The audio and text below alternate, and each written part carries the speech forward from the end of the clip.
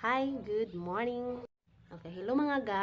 So, arang isang nautana sa akon, ni chat sa akon pero wala na akong screenshot. So, kay gubaw na akong self. So that, she asked nga, manang nanuman ang mas importante or ang diploma o ang discard.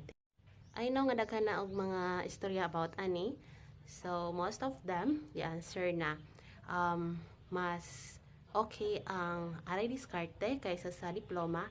And ang uban kay mas prefer jud nila ang na diploma kaysa sa diskarte. Ang uban na I answer nga both. And most of the time, na ako nakitaan, like, backer daw ko no.